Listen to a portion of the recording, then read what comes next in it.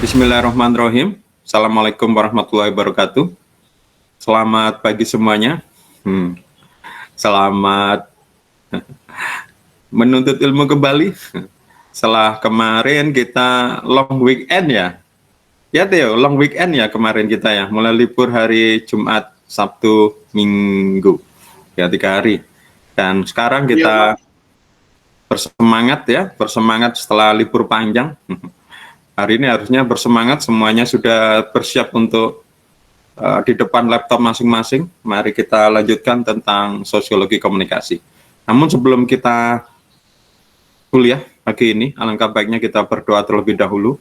Semoga perkuliahan di pagi ini yang suasananya redup, ya enak buat kemulan lagi, sangat tapi ya. Kita harus sudah mandi, sudah sarapan, dan sudah di depan laptop, masing-masing mungkin ada buku catatan di samping kiri atau kanan laptop. Berdoa menurut keyakinan masing-masing, berdoa mulai.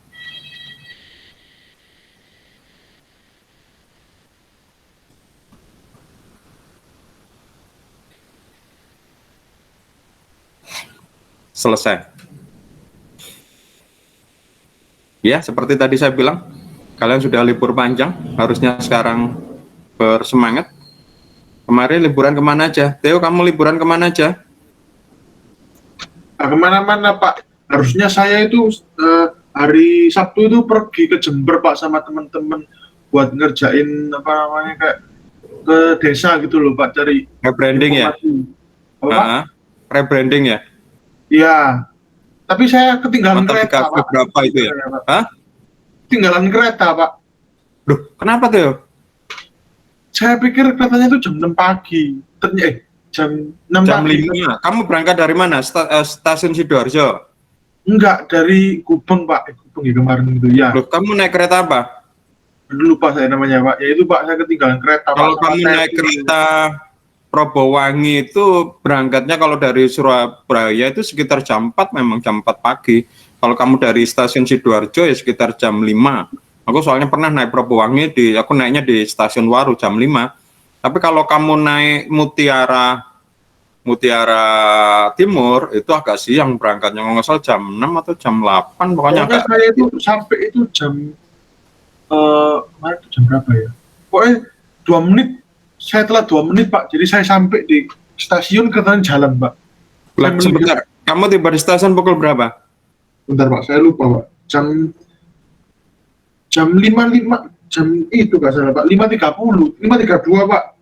5.32, Probowangi tuh, nggak mungkin 5:30. Kamu naik apa berarti? Mutiara Timur Pak, jam segitu Pak. Oh, Mutiara Timur ya? Sekarang Mutiara Timur jam segitu ya? Oh. Iya Pak, ada yang pagi, ada yang malam. Iya, ada yang malam, sekitar jam 9.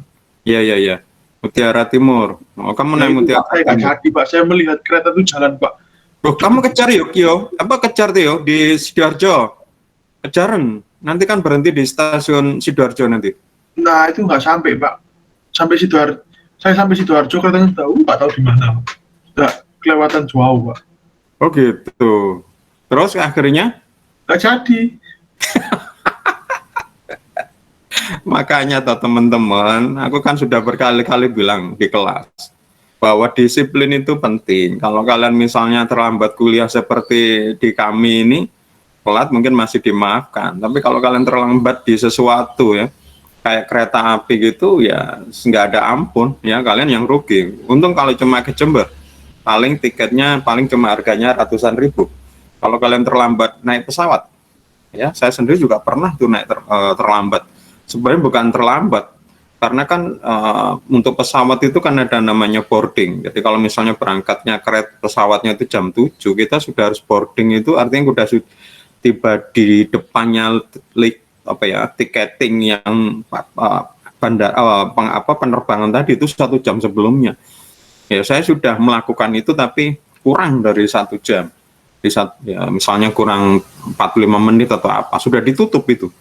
Sudah ditutup. Ya, jadi ya padahal jamnya masih. Jadi misalnya berangkat jam 7, saya sudah jam 7 kurang itu sudah sampai bandara sebenarnya. Tapi sudah itu, dan sialnya nggak ada lagi penerbangan, untuk penerbangan terakhir besoknya tiket saya masih bisa dipakai itu, tiket saya bisa istilahnya di reschedule. Besoknya, padahal saya naik Garuda itu, setiap jam itu mulai pagi sampai malam itu penuh semua. Jadi saya penerbangan terakhir jam 10, setelah itu nggak ada penerbangan lagi yang lain ya, bandara Garuda nggak ada. Sehingga saya ada satu Kartika kalau nggak salah, terus kemudian besok pagi mulai yang jam 5, kan kalau ke Jakarta setiap jam 5, jam 6, jam 7, terus gitu sampai malam nggak ada, penuh semua. Baru ada jam 10 lagi besoknya. Jadi saya rugi 1 hari dan saya sudah dicari sama satu kantor. Kantor Jakarta dan kantor Surabaya. Saya malu HP saya sampai saya matikan. Kan sana tertanya, loh Pak Yusuf belum datang, loh orang Surabaya belum, loh Pak Yusuf sudah izin kok tadi malam, kemarin, repot. Akhirnya saya di rumah baru kemudian datang malam. Jadi saya terlambat 1 hari dan malu sekali sampai sekarang. Padahal saya termasuk orang yang disiplin. Ya ini, maka teman-teman, salah satu pelajaran di kuliah ini adalah kalian harus disiplin, ya termasuk presensi ini. Makanya kalau kalian sampai terlambat, padahal toleransinya cukup banyak sih, 15 menit dan kalian masih itu, ya karena memang kalau misalnya saya terlambat itu, untuk tiket saya itu tiket yang bisa di reschedule. Kalau misalnya nggak bisa di reschedule, saya beli lagi tiket itu kemarin harganya 1 juta lebih itu. Ya, berarti saya rugi 1 juta dan harus beli lagi, ya kan, hangus 1 juta, beli lagi besoknya misalnya yang nggak bisa di reschedule 2 juta malah kerugiannya, ya. Jadi itu salah satu teman masalah kedisiplinan. Kalau ketua kelas kemarin liburan kemana ketua kelas?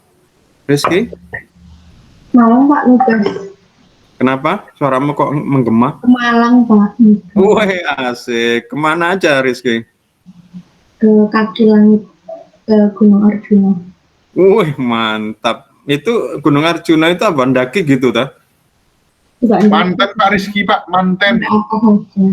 Manten? Namanya, Jadi itu, manten atau mengiring manten? Jadi manten Pak Rizky Pak.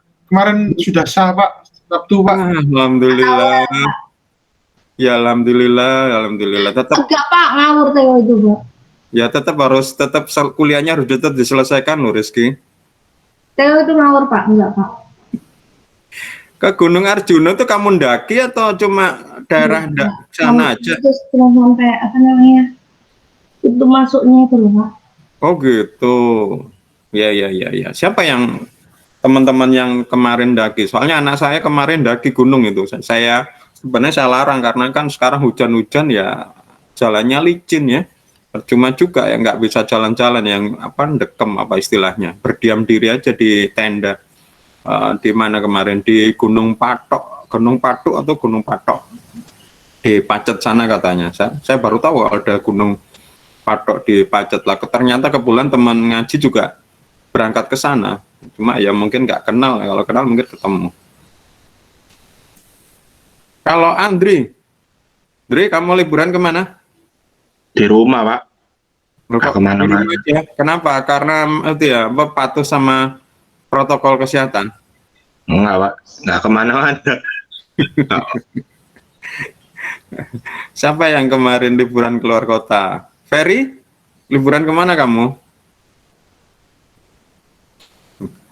Ya, sudah. Di Malang, Pak. Di Malang? Wah, keren. Itu rumahmu atau kamu memang liburan ke sana? Ngungsi nganggur, Pak. Ngungsi nganggur maksudnya? Ya pindah tempat nganggur, Pak. Tapi kan nganggur di sana kan enak kan, sejuk ya, bisa ambil kemulan gitu ya. Tidak terlalu sepaneng, Pak. Ya Fer, kamu memang asli Malang tuh Fer kalau nggak salah ya? Enggak, Pak. Sidoarjo saya. Oh Sidoarjo. Naik apa kamu ke sana? Naik motor. Iya, enak petualang. Anak saya juga naik motor ke gunung itu tadi. Saya terus terang agak khawatir karena kan sekarang hujan-hujan, licin. Oke, teman-teman, hari ini kita lanjutkan tentang teori sosiologi ya. Kemarin sudah sudah kita jelaskan, sudah kita pelajarin tentang lahirnya sosiologi ya. Mungkin kita review sedikit sebelum saya lanjutkan. Sosiologi aslinya itu namanya apa dulu, disebut apa, ilmu apa? Mungkin ada yang tahu? Alfian? Aslinya ilmu sosiologi itu aslinya apa namanya ilmunya?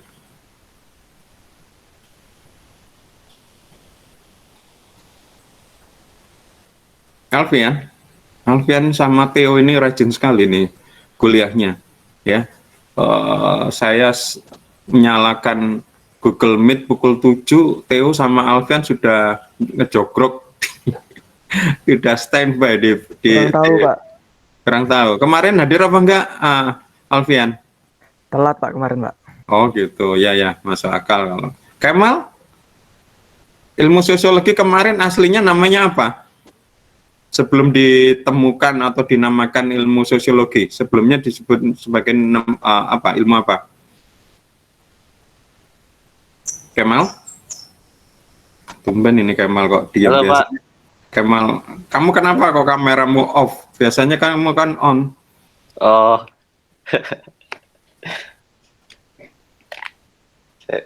Oh. Jadi gimana Pak pertanyaannya? Ya, Kemal, sosiologi itu sebelum dinamakan sosiologi, ilmu itu dinamakan apa?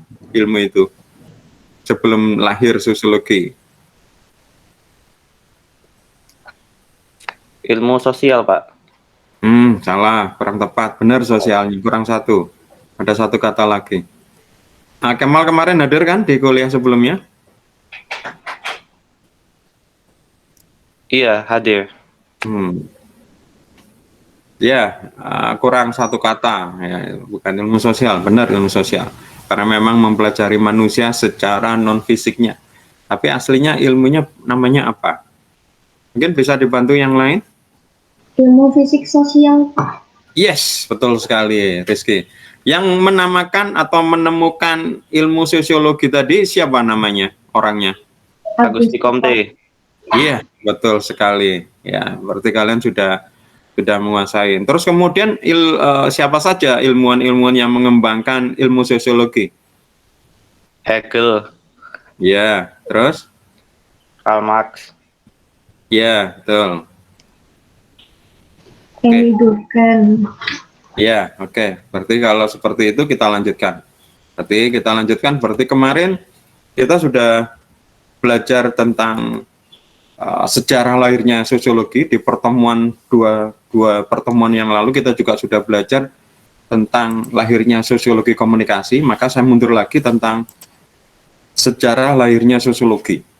Ya, nah ini yang kemarin saya bilang bahwa sosiologi ini memang ilmu yang dalam arti memang tidak pasti ya. Artinya seperti yang kemarin saya berikan contoh ya, bahwa kalau misalnya saya melempar batu dengan kecepatan ini, dengan berat batu seperti ini, saya bisa menghitung di titik mana, berapa meter dari saya itu akan batu itu berhenti dan kemudian akan turun lagi. Atau mungkin saya akan bisa menghitung ketika saya lempar berapa detik batu itu akan kembali lagi ke saya. Dan itu terjadi mulai zamannya Nabi Adam sampai zamannya Adam Malik. Kalau kalian nggak tahu ya Adam Malik, siapa ya namanya yang terkenal, ada Adam-Adamnya. Nah itu masih seperti itu. Baik itu terjadi di Amerika maupun di Indonesia, semuanya sama ya. Sedangkan di sosiologi yang kita pelajari ini nggak pasti ya, artinya nggak bisa seperti ini ya. Dulu, sekarang, di Indonesia, di Amerika juga berbeda. Namun di dalam sosiologi ini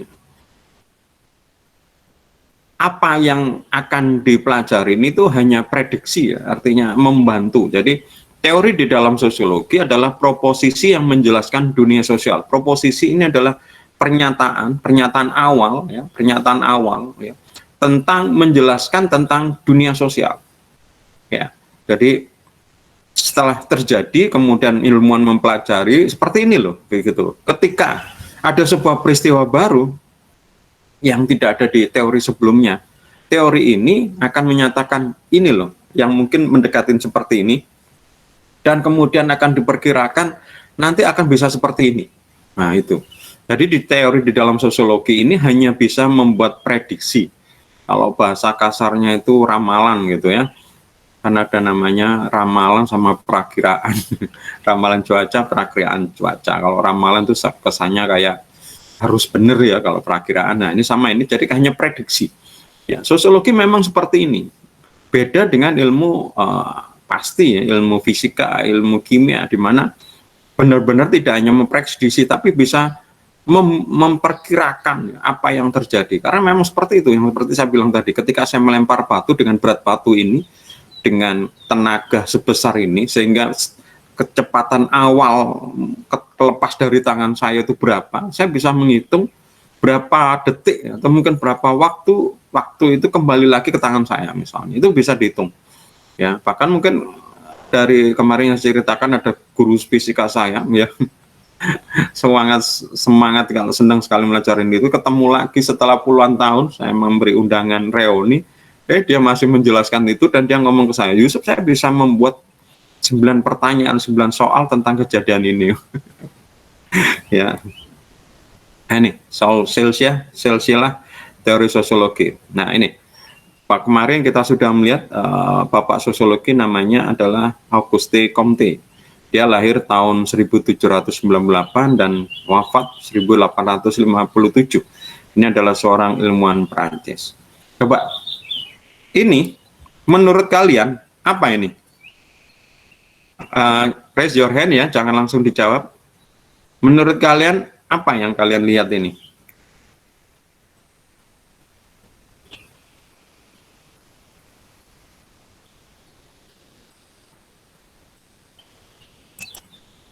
Halo? Kok diam semua? Oh ya, Theo? Theo, Ada silakan. Pak, gajah. Gajah? Gajah? Iya Pak. Oh ya. Yang lain mungkin? Rizky? Domba, Pak. Domba. Domba apa itu? Nggak tahu. Domba warna gelembung Domba warna hitam. Lembu hitam Pak, itu Pak, lembu hitam. lembu. Lembu itu sapi berarti, Theo? Duh, sapi dah Pak. Bukan yang Iya. ini namanya lembu. Nah ya, lembu itu kan bahasa Indonesia dari sapi atau kata lain dari sapi, lembu itu. Iya benar ya teman-teman, lembu itu Bentar, Pak, sapi ya? saya browsing Pak. Oh, sedikit saya. Oh iya, sapi Pak. Iya Pak, sapi Pak. Salah Pak. Berarti apa itu? Temenmu mana, Theo? Dari Siapa, Madiun Pak? ini. Temenmu dari Madiun lagi sarapan pecel, Oh, be. tidur Pak, berarti Pak. Tidur Pak, nggak ikut kelas Pak. Tidur ini Pak Edwin Pak. Kalau Edwin tiba-tiba muncul berarti Edwin telat Pak. Tidur ini Pak. Ya, ketinggalan kereta mungkin kemarin liburan panjang di Madiun. Nah, keretanya Kalau terlambat. saya di Surabaya Pak Edwin Pak. Makan. Oh, di Pak. Surabaya. Enggak libur kemarin, nggak pulang tak? Libur 3 hari. Pak. Ya. Jadi teman-teman, kita lihat gambar seperti ini, ya. Ini adalah sesuatu yang kalian lihat ya. Yang ini yang dinamakan sebagai positif ya. Jadi yang kemarin sudah saya jelaskan sedikit yang dinamakan aliran positivisme. Positivisme adalah ilmu yang pelajari apa yang terlihat ya. Ya seperti ini ya, kalian bisa melihat ya. Bahkan kalau misalnya nih real, sekalian datang berdekatan dengan ini ya. Kalian mungkin tidak hanya melihat tetapi mungkin bisa membaui ya. Bisa memegang, bisa meraba ya kayak gitu. Ini yang dinamakan sebagai hal yang pasti positif ya. Ini, jadi positifisme adalah berusaha untuk mendeskripsikan hanya yang jelas atau apa-apa yang benar positif tentang sesuatu, ya ini data empiris. Saya melihat seekor domba, seekor biri-biri, bukan lembu, bukan sapi ya. Mungkin ada kata-kata lain yaitu kambing, domba, biri-biri ya. Ya mungkin bedanya mungkin ada yang bilang kalau domba seperti ini atau mungkin biri-biri ya, tapi kalau kambing bulunya nggak terlalu banyak, ada tanduknya mungkin ya gitu ya, tapi ya hampir sama lah. Nah ini adalah binatang seperti itu yang berwarna hitam, ini positif ya. Ini yang kita akan memulai apa sih bedanya ilmu pasti dengan ilmu sosial ya. Kalau yang jelas ilmu adalah sesuatu yang seperti ini, sesuatu yang positif, bisa benar-benar dirasakan oleh panca indera kita, ya. Kita datang di situ bisa terlihat warnanya hitam, ya. Mungkin bisa pegang bulunya, palanya, ya. Eh, bisa kita baui, bahkan kita mau kalau mau kita jilat, ya. Jadi semuanya bisa, ya. Nah, di sini ada hukum 3 tahap, ya. Masing-masing yaitu adalah bagian dari sebuah pengetahuan, ya, di mana itu terdiri dari theoretical condition, yaitu theological, physics, metaphysical, dan scientific atau positif, ya. Kemarin sudah saya jelaskan, ya. Jadi kalau kita lihat menurut Comte sebenarnya pengetahuan manusia itu kayak dibagi 3 hal, 3 tahap, ya, 3 tahap, 3 step, ya. Step pertama adalah tahap yang dinamakan sebagai tahap theological, ya, fiksi. Ini adalah sejak lahir manusia, sejak adanya manusia, ya, sampai kemudian mereka timbul peradaban, ya. Misalnya mulai mereka berkumpul membentuk suku, ya, membentuk kota-kota kecil gitu, ya, untuk kelompok-kelompok, ya. Misal seperti ini, yang menguasai, yang mendominasi bisa pendeta, ya, bisa penguasa militer, ya, dan sosial unitnya adalah keluarga, ya. Kalau kita misalnya melihat beberapa suku yang mungkin masih ada di Indonesia, kayak suku-suku terasing, ya, di Jambi, mungkin di Papua gitu, kita lihat ya mereka ya seperti itu, bagian dari keluarga, mereka masih berkerabat, ya, saling mengenal, ya. Kalau kita lihat di beberapa desa pun juga seperti itu. Kalau yang misalnya yang tinggal di situ satu deret atau mungkin satu RT itu masih satu kerabat, ya. Kemudian berikutnya adalah zaman metafisik, ya.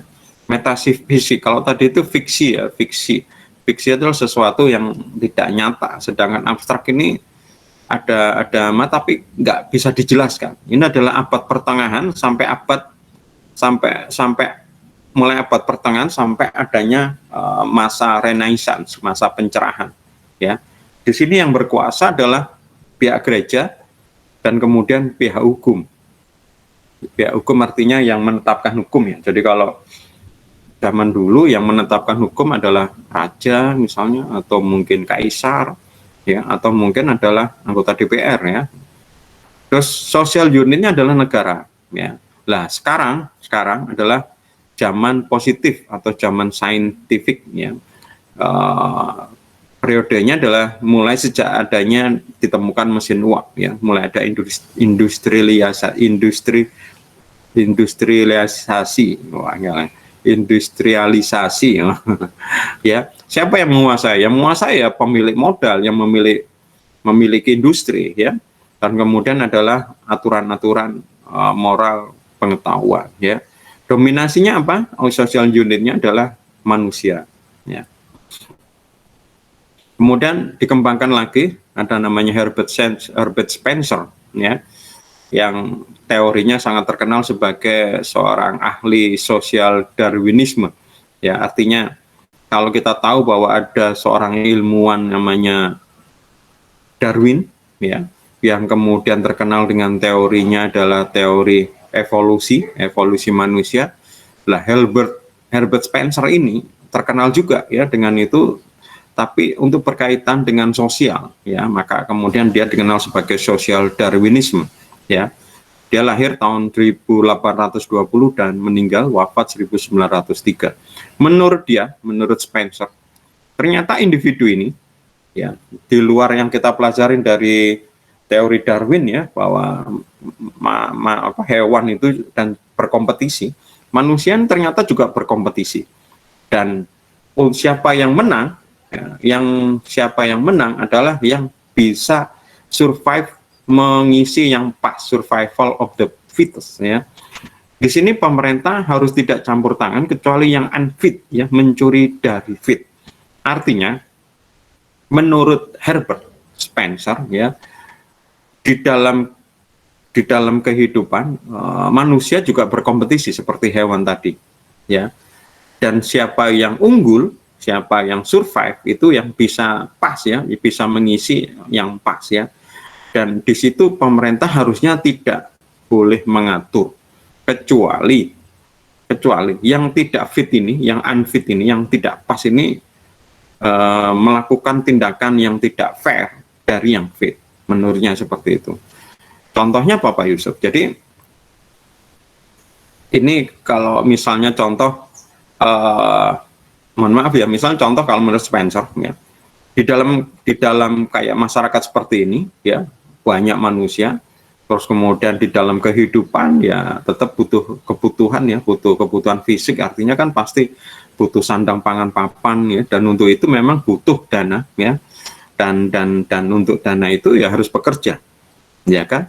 Tetapi untuk bekerja ini kadang-kadang perlu apa ya, dalam tanda petik modal ya. Misalnya ini jadi dokter ya harus punya kemampuan dokter, dan itu harus sekolah misalnya ya.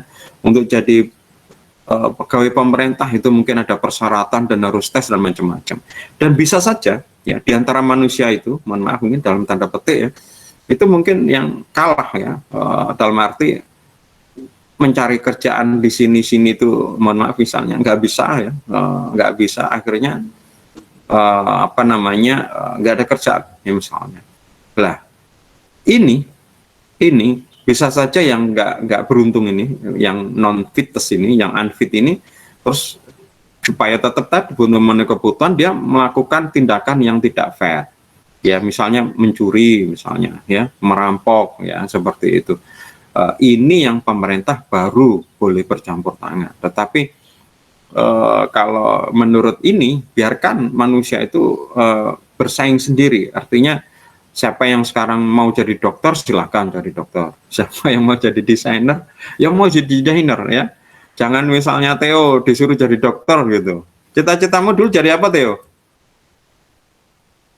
Suami idaman para ibu-ibu.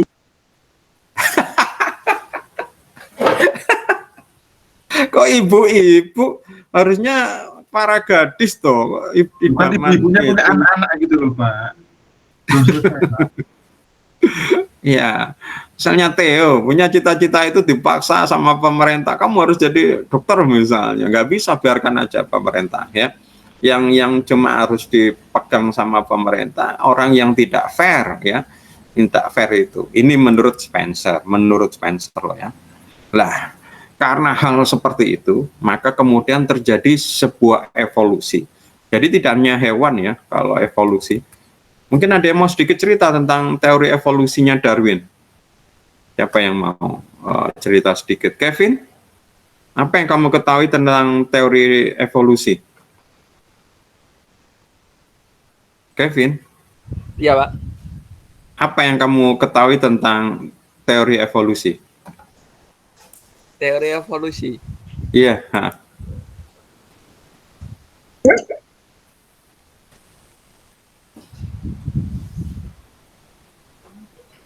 Kurang tahu, Pak. Oh, kurang tahu. Oke. Siapa yang mungkin bisa apa yang diketahui tentang teori Dani? Dani Setiawan?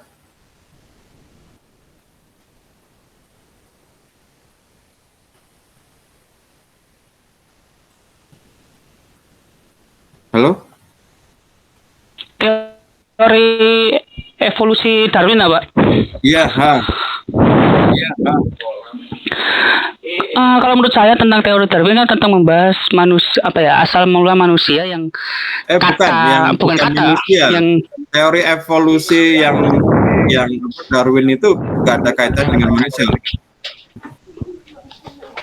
Yang saya tahu yang berkaitan dengan kera itu sih, Pak. Yes. Ya gimana menurutmu itu? Yang kamu ketahui itu?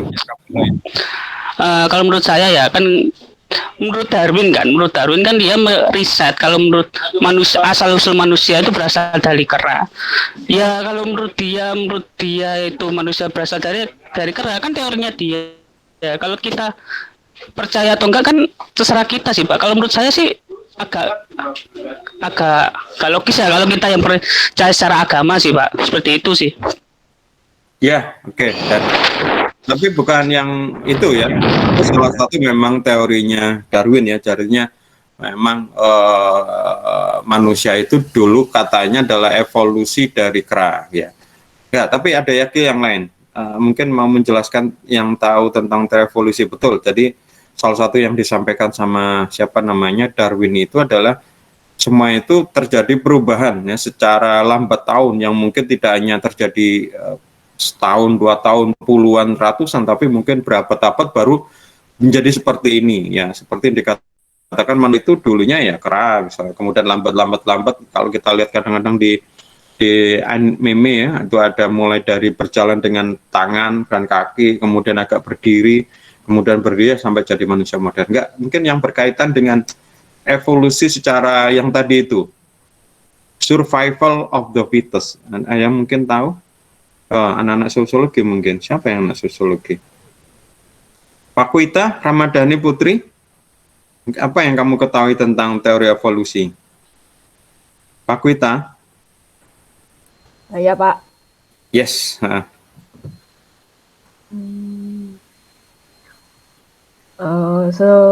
Seingat saya itu teori evolusi itu ya setiap tahap pasti ada perubahan. Setiap tahap awal sampai akhir gitu. Iya. Oke. Ya. Kita lanjutkan ya. Jadi kalau kalian pelajarin dari dulu yang kalian mungkin sudah dijelaskan mungkin sama Bapak Ibu guru waktu sekolah mungkin ya, sekolah menengah atau mungkin di bawah itu, ada yang dinamakan sebagai teori evolusi. Itu adalah survival of the fittest ya. Menurut Darwin ya, sebenarnya kayak misalnya kenapa kok ada hewan yang lehernya panjang seperti jerapah? Itu ternyata dulu itu jerapah itu macam-macam ya. Ya maksudnya tidak hanya lehernya panjang, ada yang ya nggak terlalu panjang dan macam-macam. Namun ya ketika mereka mencari makan yaitu kalau jerapah itu adalah daun-daun di pohon gitu tinggi ya. Ini yang lehernya panjang bisa makan ya. Satu, ini teorinya yang pertama ya. Menurut si Darwin, lehernya yang panjang ini bisa makan, dan lehernya yang nggak panjang ini lama-lama mati karena nggak bisa dapat makan, karena makannya ambil pucuk-pucuk daun yang di pohon ya, sehingga anak yang lehernya panjang melahirkan lehernya panjang, yang lehernya nggak panjang lama-lama mati, lama-lama habis, sehingga binatang yang hidup jerapah yang hidup adalah jerapah yang panjang. Jadi evolusi itu mengatakan bahwa yang fit itu, yang survival itu yang fit ya, yang sesuai. Atau ada yang teori yang kedua yang dikatakan Darwin, dulu lehernya jerapah tidak sepanjang sekarang. Namun ketika dia berusaha menggapai makanan yang tinggi, maka lambat laun generasi jerapah itu makin lama lehernya makin tinggi karena dia berusaha menjangkau. Tadi ketika punya anak dia lebih tinggi, punya anak lagi lebih tinggi lagi, menjangkau anak lebih tinggi lagi ya, seperti itu, sehingga seperti sekarang ya. Ya ini yang dinamakan sebagai survival the fittest ya, artinya siapa yang pas, yang tepat, dia yang survive ya. Yang nggak pas seperti lehernya pendek tadi itu ya mati. Ini contoh ya. Demikian juga di sosial tadi yang dikatakan sama Spencer ya, tentang evolusi sosial ya. Siapa yang kemudian yang pas ya tadi itu misalnya contoh di zaman sekarang misalnya, kalau dia nggak punya keahlian ya mungkin akan susah untuk misalnya hidup, mencari pekerjaan dan macam-macam, atau mencari nafkah gitu. Lah mungkin ada yang kalah ya, dalam tanda petik tersingkir ya. Nah, tersingkir ini kemudian untuk bisa bertahan hidup ini mereka kemudian melakukan tindakan yang unfair ya, seperti merampok, mencuri kayak gitu ya.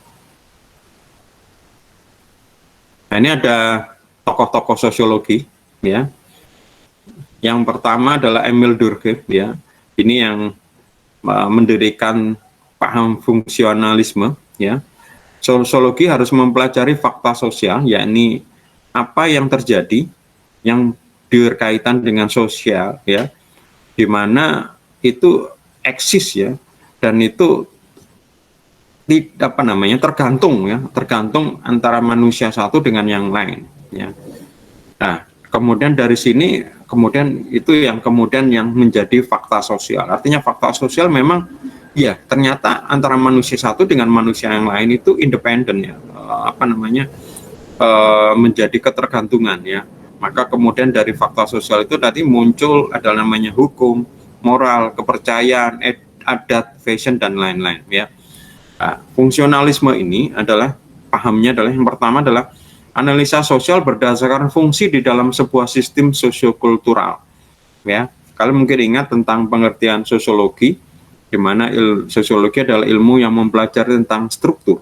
Ya, di sini struktur sosial ini memiliki fungsi masing-masing. Ya, di dalam struktur ini, makanya kemarin lengkapnya adalah ilmu mempelajari struktur, ya, fungsi, ya, dan proses termasuk juga perubahan atau dampak sosial.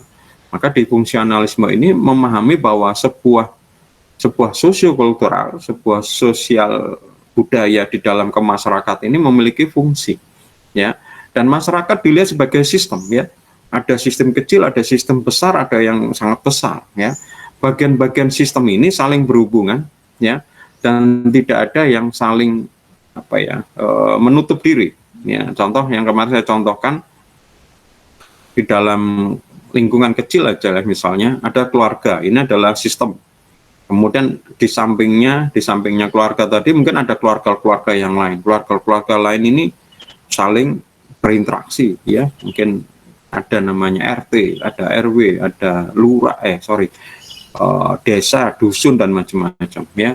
Ini yang secara kecil ya. Kalau kemudian sudah secara fungsi, ya, kalau kita ke kampus ya, ada sistem lagi, sistem guru misalnya, sistem kebersihan, ada sistem perpustakaan ya. Sistem ini mereka memiliki fungsi masing-masing. Perpustakaan yang bertanggung jawab terhadap perpustakaan, menjalankan fungsi perpustakaan dengan benar. Dan ini tidak isolatif ya, kita bisa mengakses mereka dan mereka akan membantu kita ya. Mungkin ada lagi sistem BAK ya, administrasi misalnya ya. Perubahan di satu sisi, di satu sistem itu mengakibatkan ketidakseimbangan yang mengharuskan bagian lain melakukan reorganisasi dari sistem secara keseluruhan.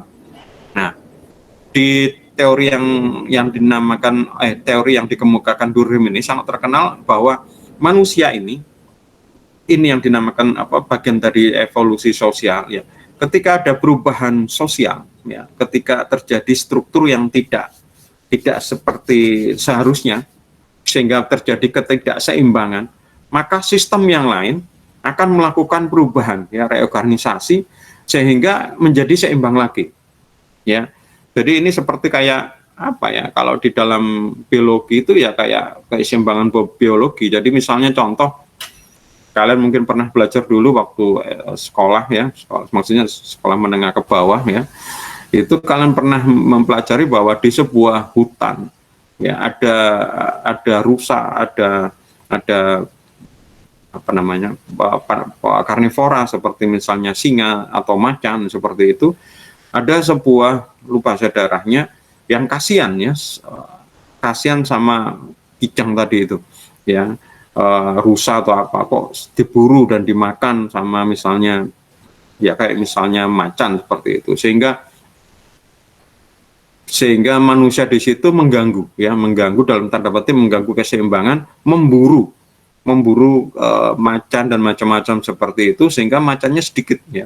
Akibatnya apa? Rusanya ternyata berkembang biak secara luar biasa, dan ternyata ketika berkembang secara luar biasa mengganggu sistem ya. Makanan di hutan itu sebenarnya cukup, tapi karena rusanya itu banyak sampai kemudian keluar dari hutan dan mengganggu masyarakat sekitar, makan ladang pertanian, makan tumbuhan, makan tumbuh-tumbuhan hias kayak gitu, dan ini mengganggu.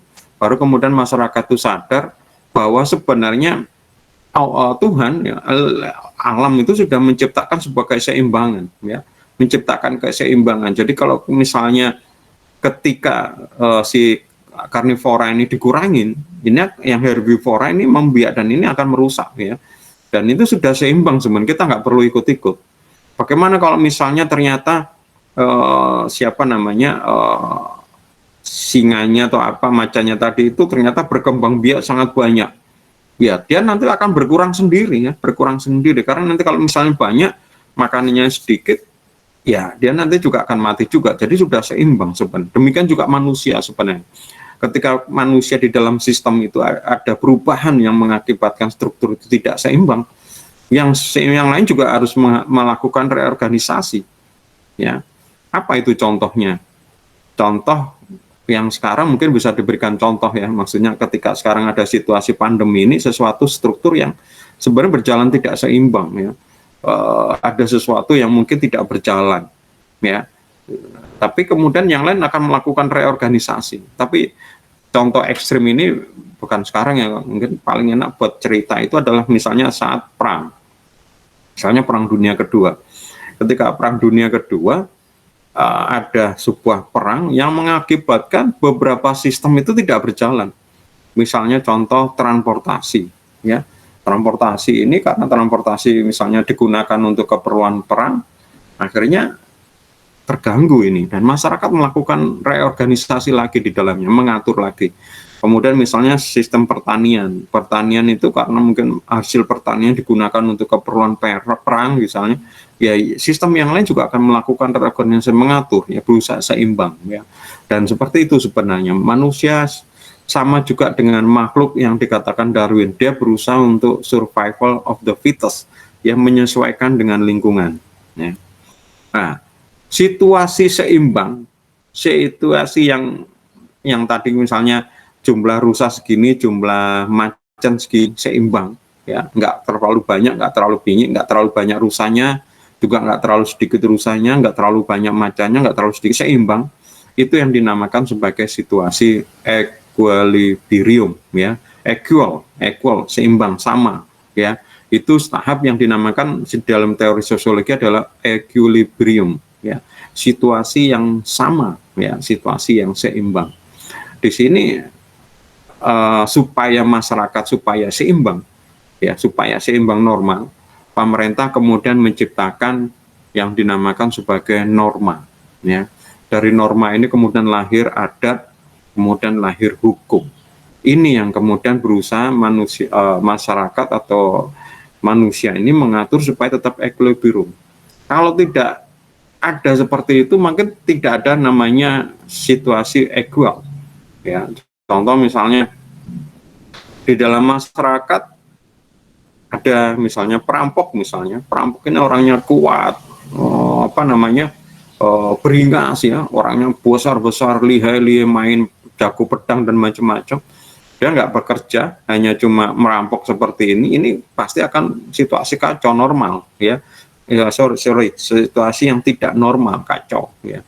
Maka di sini kemudian ada hukum, ya. Kalau memang mau mencari hidup, ya mencari makan, ya bekerja, karena ada duit, kamu bisa melakukan barter, ya, seperti itu. Bukan tinggal meminta, tinggal merebut. Nah, ini nggak benar. Nah, kemudian dibentuk namanya norma. Di dalamnya norma itu adalah hukum. Kalau kamu melakukan seperti ini, tidak minta baik-baik, dan yang diminta itu tidak memberikan cara sukarela, kamu harus dihukum, misalnya seperti itu, ya.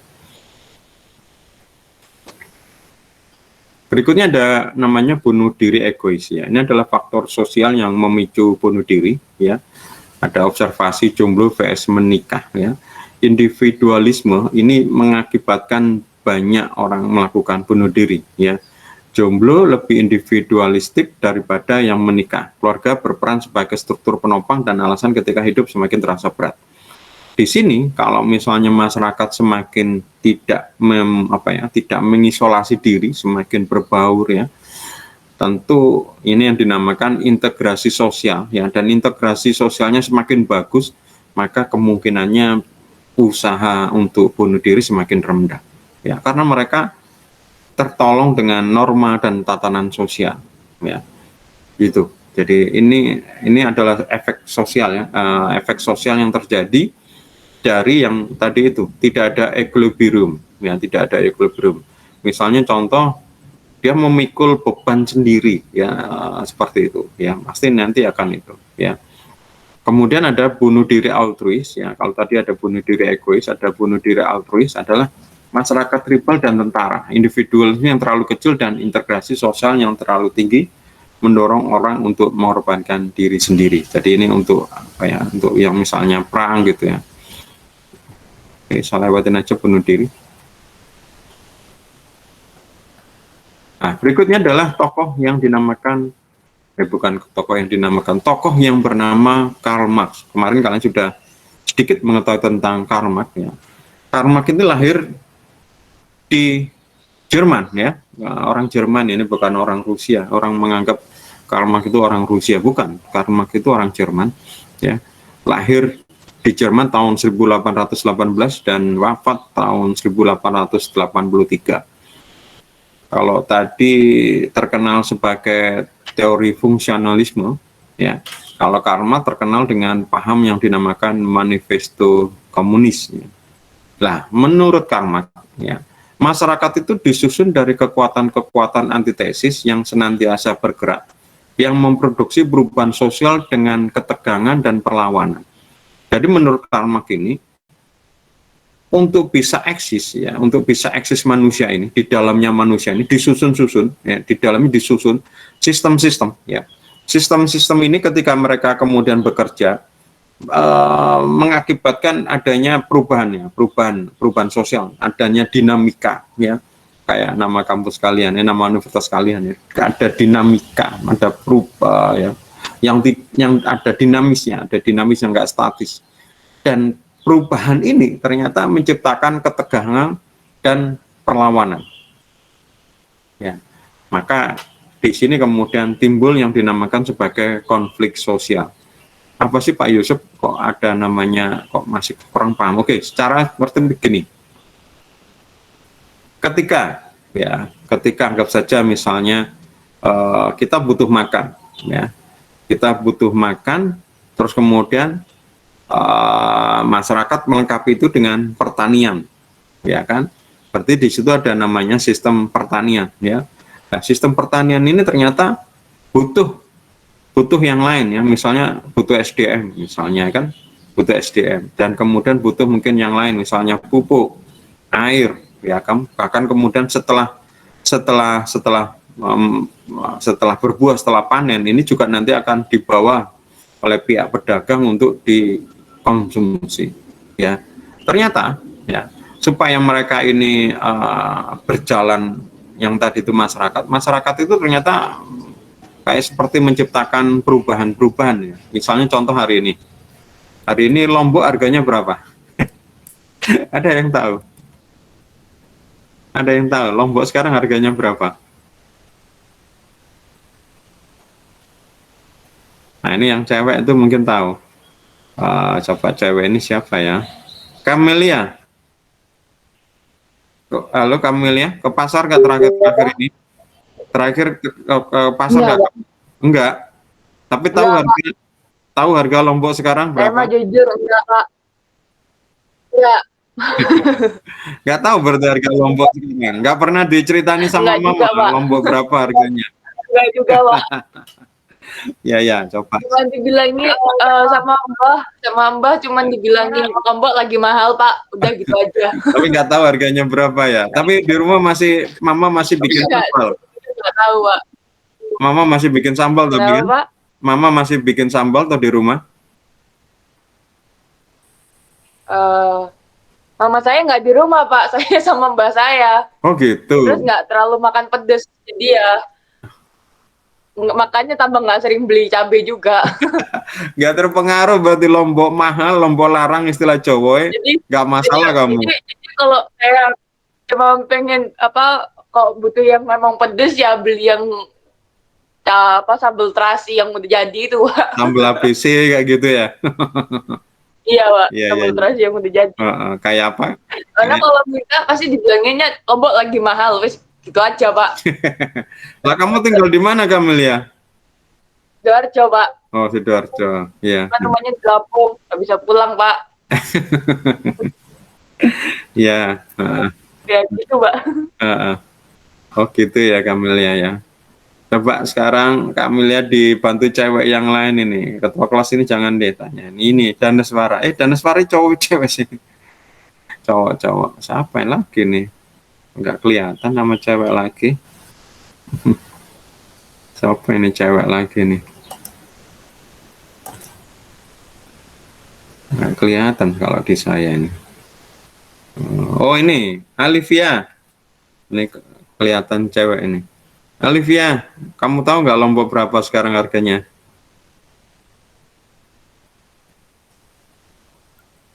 Nggak tahu Pak kalau sekarang. Oh, kalau yang kamu tahu berapa harganya? Waktu itu sekilo nyampe 100. Heeh, heeh. Waktu itu ya, tapi nggak tahu sekarang. Normalnya berapa seharusnya, Alivia?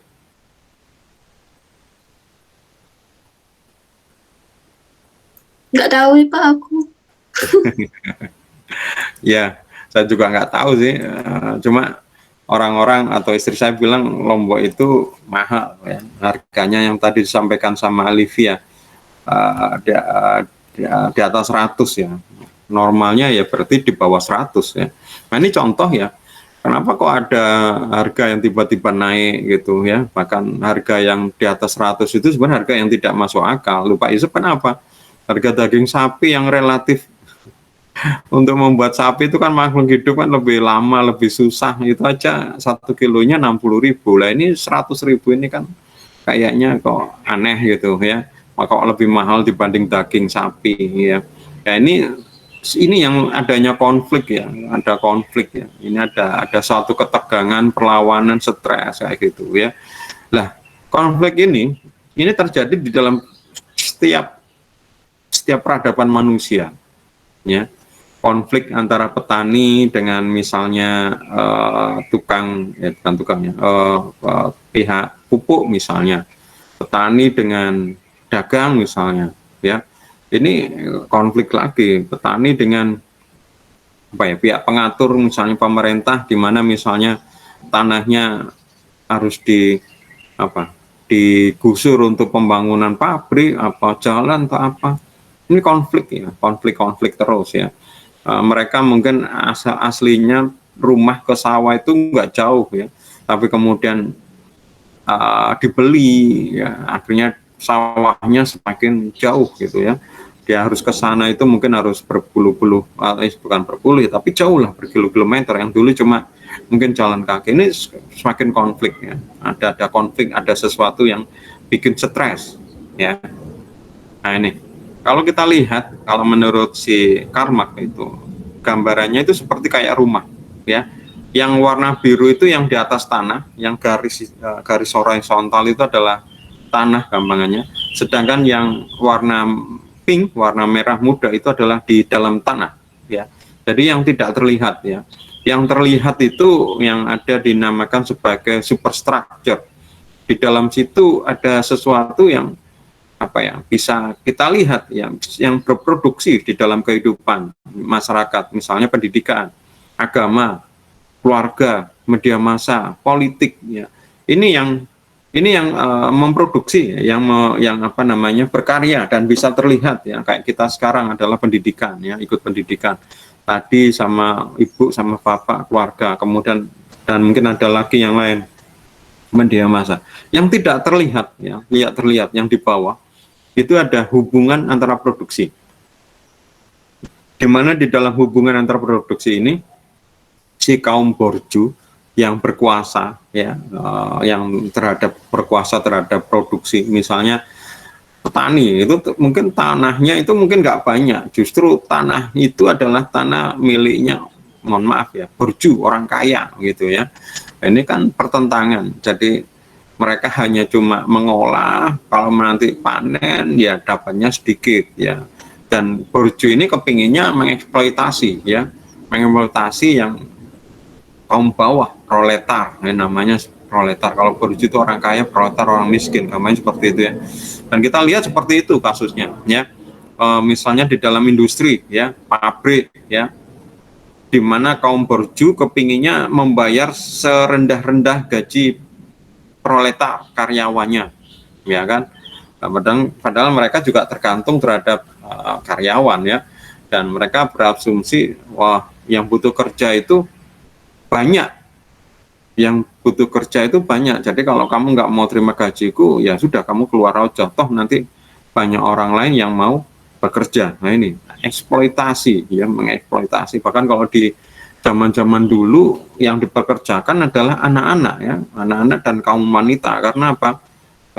Gajinya bisa lebih kecil karena mereka kan ya gimana ya, mungkin ya karena ya bisa dieksploitasi, dan itu di negara barat sudah dilarang, ya, artinya untuk mengeksploitasi anak-anak karena mereka bisa dibayar. Tapi kalau di negara-negara ketiga seperti di Afrika, kita masih melihat bahwa anak-anak dieksploitasi, bahkan tidak hanya sebagai bekerja seperti pekerjaan, tapi sampai tadi tentara. Ada tentara anak-anak umurnya masih mungkin, kalau di sini mungkin usia SD, tapi dia memegang senapan, ya, ikut perang gitu. Padahal mereka sebenarnya ya takut, tapi membawa senapan menakutkan kita, ya. Wah, seperti itu. Dan kalau saya lihat di film-film India pun juga masih banyak anak-anak yang diperkerjakan, wanita yang diperkerjakan, ya, bekerja di tambang-tambang. Wanita tadi itu digaji cukup murah, ya, seperti itu. Ini contoh relation of production, ya. Nah, ini yang ternyata mempengaruhi struktur di atas, ya. Kelihatan seperti yang muncul, tetapi yang di bawah ini yang nggak kelihatan tapi sangat berpengaruh, ya. Maka kalau kita lihat sejarah zaman dulu, semuanya pasti ada kayak pertentangan, ya. Kecuali di zaman dulu, masih zaman primitif, ya, zaman primitif dulu, ya. Ketika masyarakat berkelompok dalam suku-suku yang saya bilang tadi, itu mungkin nggak ada kelas, semuanya sama.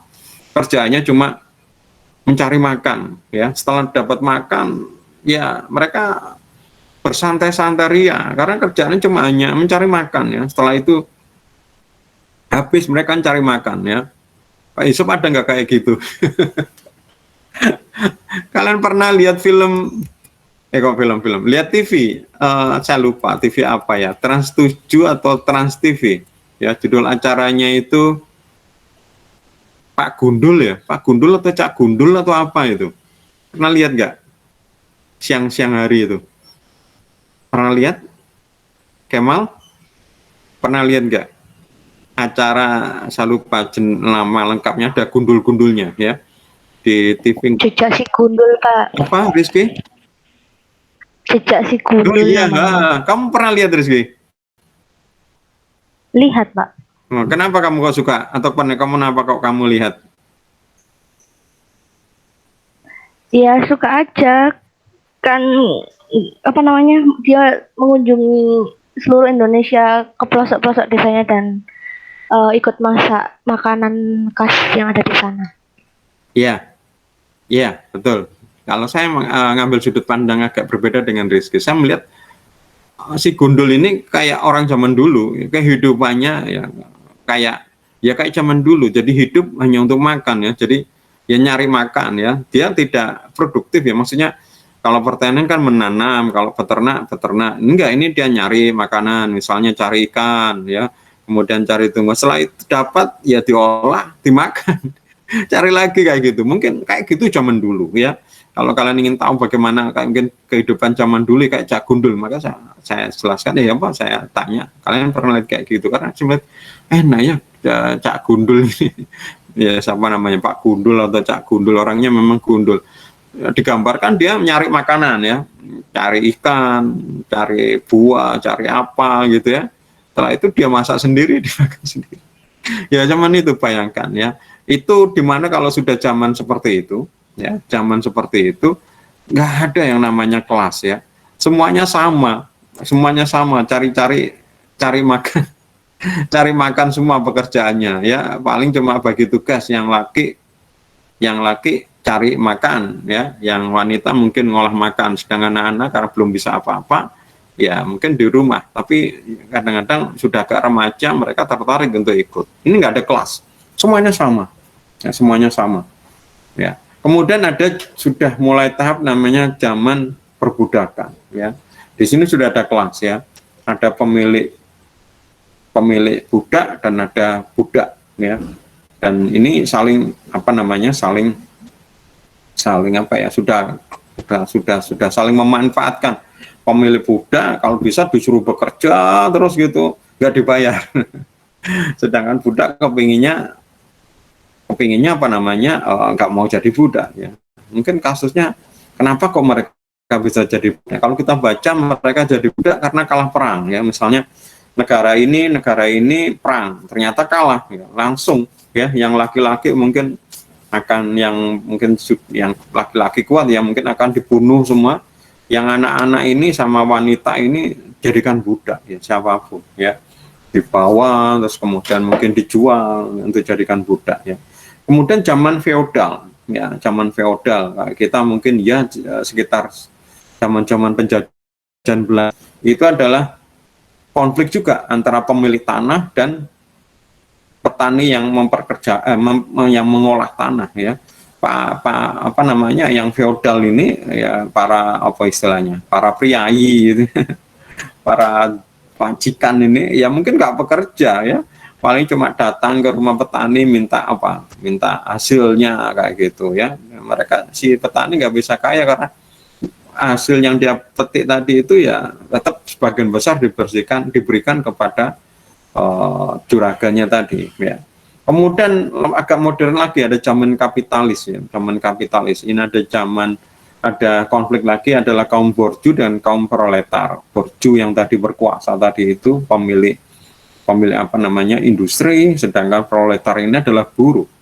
Di zaman sosial, di zaman sekarang ya, di zaman sekarang ada pemilik usaha dan kemudian ada pekerja ya, ada bos, ada direktur, ada CEO, ada komisaris, kemudian ada pekerja ya. Pekerja ini dapat gaji, ini juga konflik ya.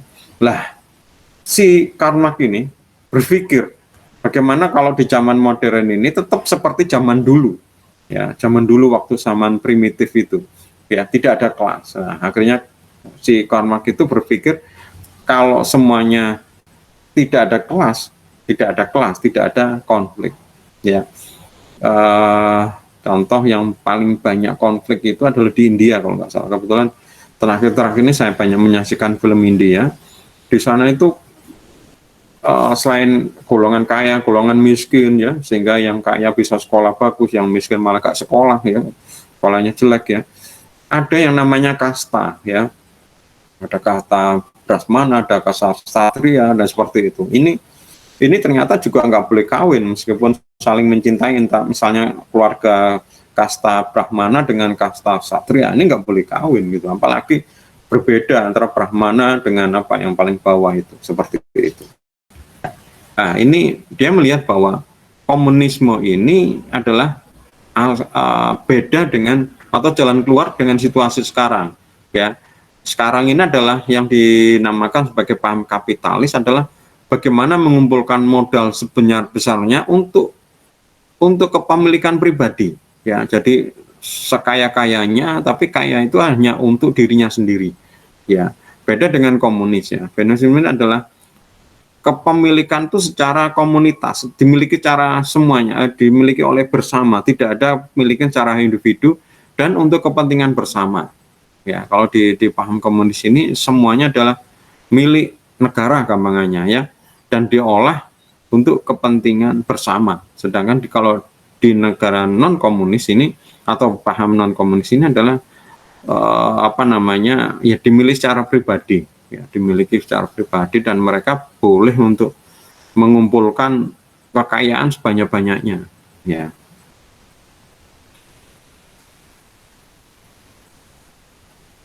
Ya, seperti ini mungkin ya.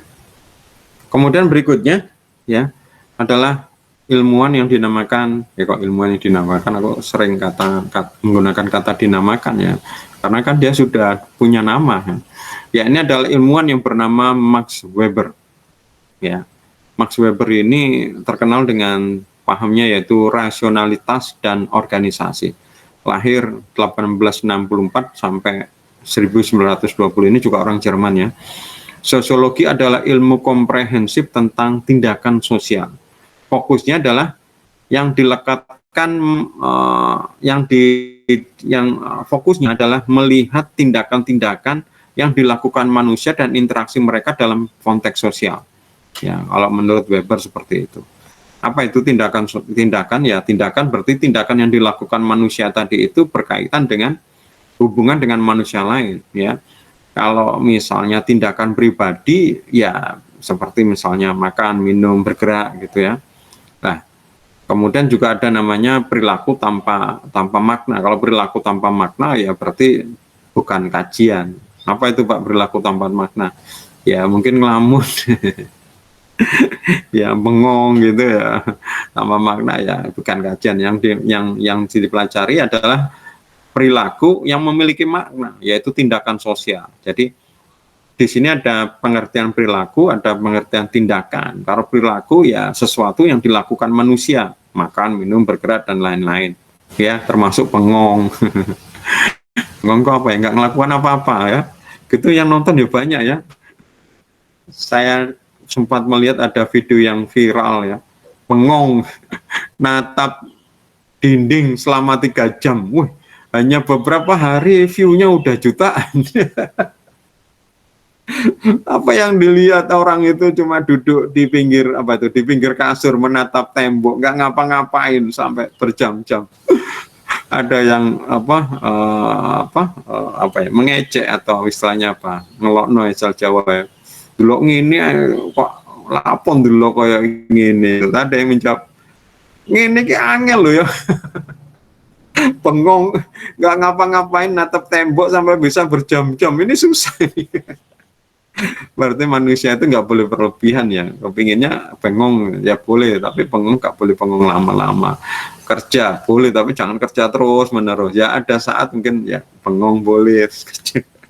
Ternyata ya kalau bengong disuruh bengong terus ya ternyata ya susah katanya.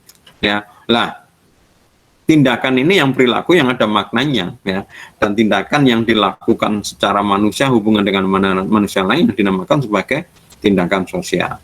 Nah, ada 4 jenis tindakan sosial. Yang pertama adalah tindakan tradisional. Ini adalah tindakan sosial yang dituntun oleh kebiasaan atau adat.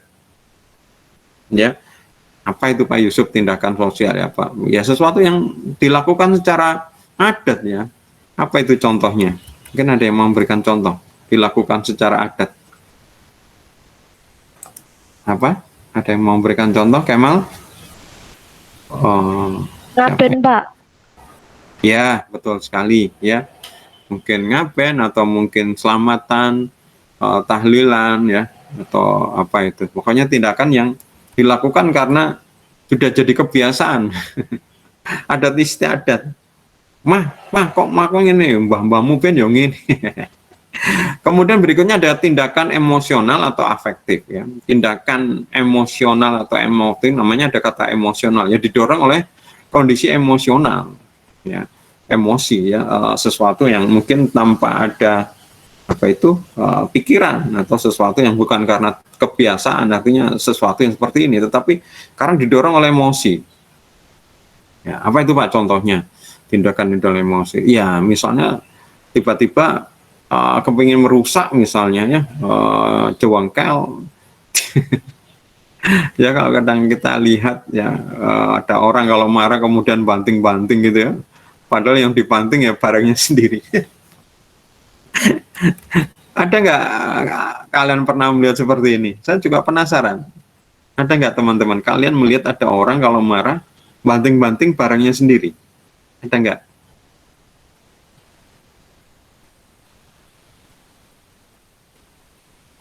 Halo, ada nggak? Alif, pernah melihat orang yang suka merusak gitu, tapi yang dirusak ya barangnya sendiri gitu? Alif? Belum pernah Pak. Belum pernah ya? Oh alhamdulillah. Cornelius, pernah melihat orang yang mungkin seperti itu? Kalau lagi emosi kemudian merusak gitu ya? Cornelius, pernah?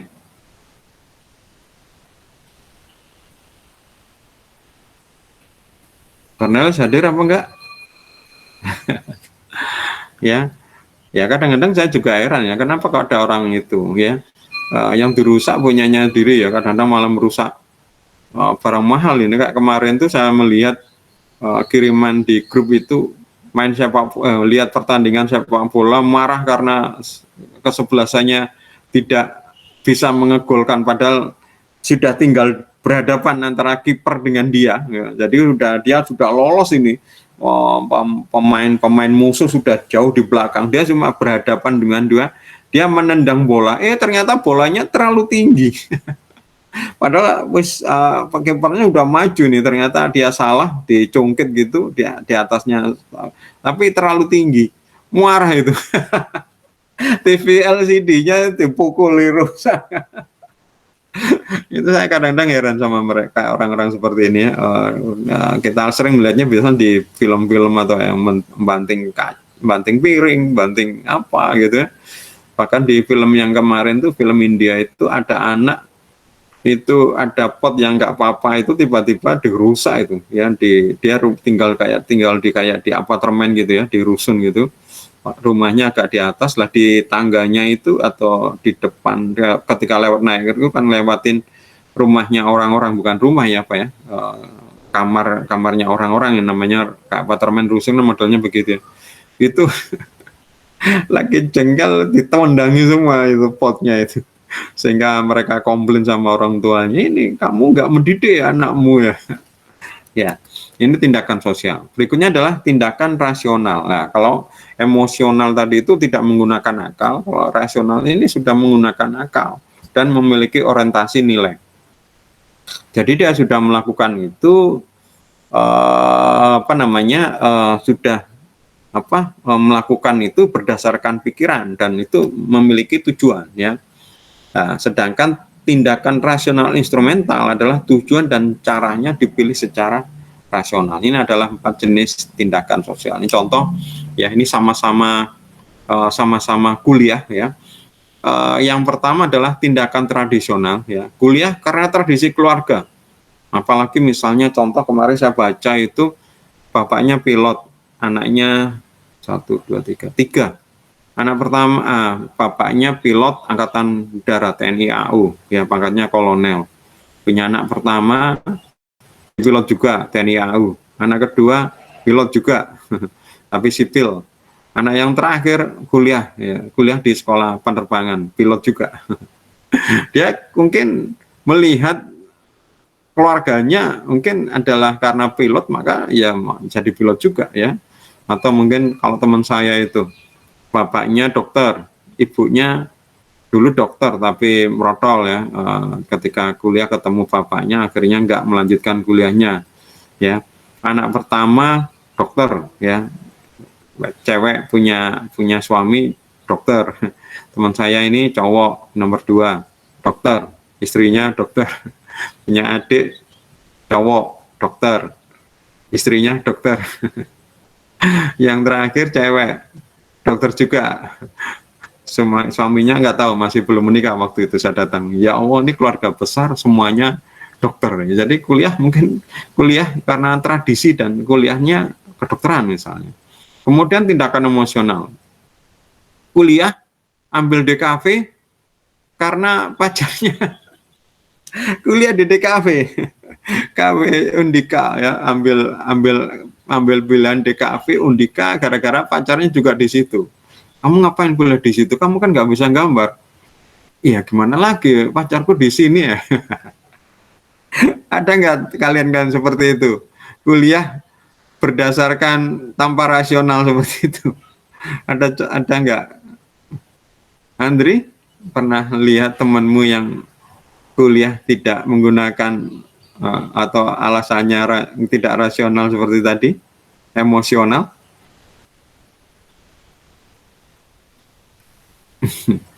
Berikutnya adalah tindakan rasional berorientasi nilai. Ini contoh kuliah karena menjunjung nilai pengetahuan dan pembelajaran. Dia ambil kuliah ini karena ingin menuntut ilmu, mencari ilmu dan untuk pelajaran. Kalau tindakan rasional instrumental kuliah, saya mau kuliah ya, tapi tujuannya adalah saya nanti kalau lulus bisa cari kerja dan dapat gaji yang besar. Ini contoh ya 4 tindakan sosial.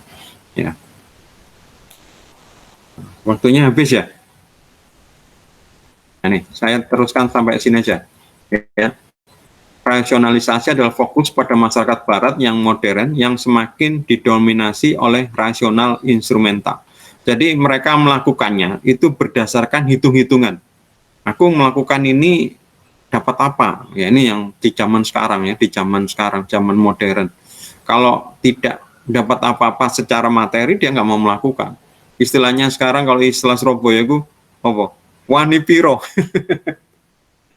Wani piro. Itu baru mereka melakukan. Padahal tadi bisa mungkin yang harusnya rasional yang berorientasi nilai. Saya kuliah karena saya ingin mendapat ilmu itu gitu loh. Buat apa sih ilmunya? Pokoknya belajar ilmu itu, masa ilmu itu. Bukan kuliah, ya rasional ya tapi supaya nanti kalau dengan ilmu ini saya bisa mencari kerja dengan mudah atau saya bisa melamar di perusahaan besar sehingga saya dapat penghasilan banyak misalnya ya. Jadi kalkulasinya ya kalkulasi seperti tadi, hitungannya adalah material ya. Rasional, efisiensi, kontrol menggantikan ikatan afektif, spiritual, dan tradisi. Jadi hitung-hitungan secara rasional instrumental ini yang sekarang yang mungkin mulai banyak dipakai sehingga semuanya berdasarkan itu, nggak mau melakukan bukan semata-mata. Jadi contoh misalnya apa namanya, banyak sudah orang yang dulu melakukan secara sukarela sekarang mungkin minta ya. Misalnya contoh kita susah nyabrang jalan gitu, ada orang nyabrang tapi minta misalnya ya, atau di perempatan jalan untuk mengatur lalu lintas ya. Dulu mungkin secara ya sudah istilahnya secara gampangannya rasional yang berorientasi nilai ya, mungkin saya membantu daripada mereka itu nanti macet atau apa ya. Tapi sekarang orang melakukan itu supaya dapat misalnya cepean ya.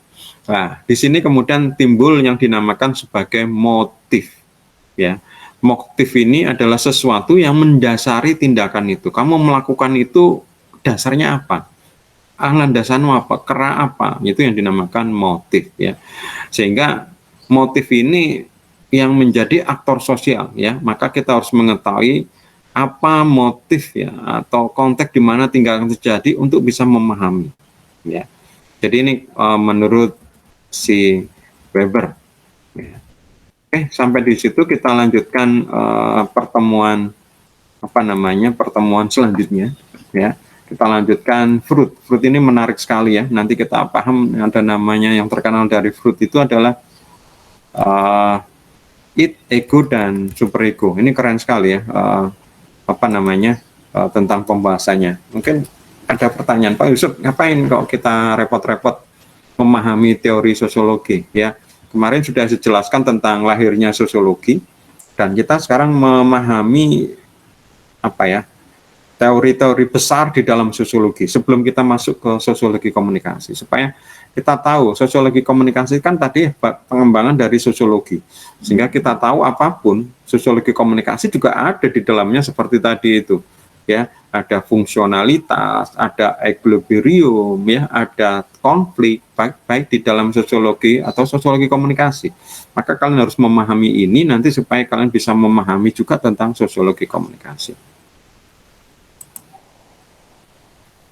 Kita sampai jam 9.10 ya. Salah ya, bukan 8.40 ya. Halo? Iya, Pak. Iya, Pak. Berarti masih lama. Oke, saya lanjutkan kalau begitu. Iya. Sampai ke 8.40. Oke, kalau masih ada kita lanjutkan lagi, yaitu Freud. Oke, Pak. Ya, sorry saya salah melihat jam. Yang 8.40 itu mata kuliah apa yang saya lupa. Oke, saya lanjutkan karena waktunya masih ada, yaitu Freud. Nah, ini orang Jerman juga. Wah, itu orang Jerman semua. Ya, orang Jerman itu mungkin orang yang suka berpikir, orang yang mungkin pengetahuannya di sana dikembangkan dengan bagus, sehingga ya banyak kemudian lahir ilmuwan-ilmuwan ya. Kalau lingkungannya sekolahnya sudah di sana banyak tumbuh ya, kemudian ya banyaklah kemudian jadi pemikir-pemikir ya. Salah satunya ini ya yang dinamakan lagi yang bernama Sigmund Freud ya. Dia terkenal dengan pahamnya yaitu adalah psikoanalisis ya. Tadi setiap ilmuwan tadi dikenal dengan pahamnya masing-masing ya. Nah, Freud ini dikenal sebagai paham psikoanalisis. Apa itu Pak Yusuf? Nanti kita jelaskan. Dia lahir di Jerman 1856 sampai 1939. Jadi di zaman sudah agak modern ya. Meninggalnya sesaat sebelum Perang Dunia Kedua. Lah, ini yang menarik. Kalau ada kata seks gitu langsung melek ini ya. Kemal ini khususnya. Ya Mel. Oh enggak Pak, saya biasa aja kok Pak. Kamu biasa saja dengan seks. Gak suka seks nggak? Ya, sorry. Ya, ini yang jadi kajian fruit ini memang salah satunya adalah seks ya. Maka ada yang kalau tadi siapa tadi melihat Darwin yang diingat adalah keranya, ada yang melihat ingatnya fruit itu adalah kaitannya dengan seks ya. Betul, memang salah satu kajian fruit ini adalah seks ya. Tapi kita nggak melihat itu aja ya. Menurut Freud, seksualitas itu adalah dasar motivasi perilaku manusia. Jadi semua perilaku manusia yang tadi yang dijelaskan sama ini Weber ini ya, yaitu yang berkaitan tadi perilaku makan, minum dan lain-lain. Ternyata ini menurut Freud ini motifnya adalah sebenarnya adalah seks. Seks. Ya.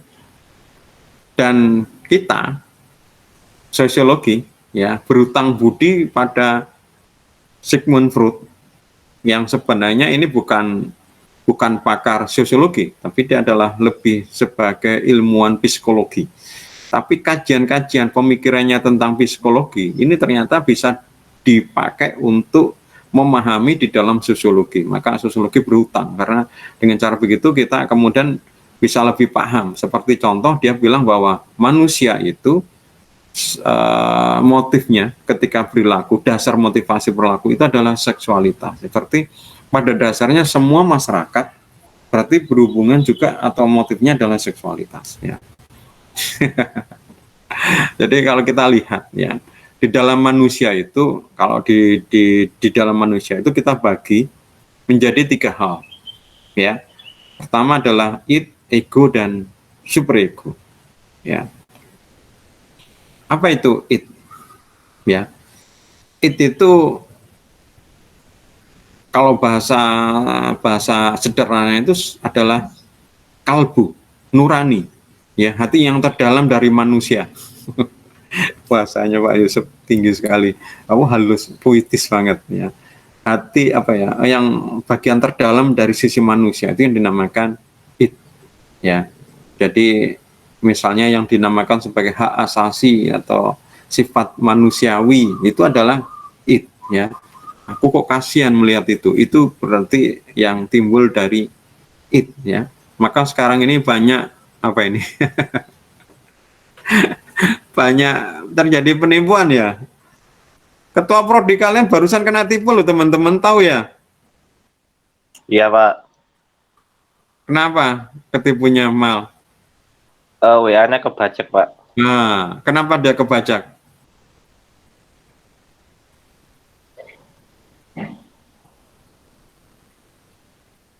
Mal?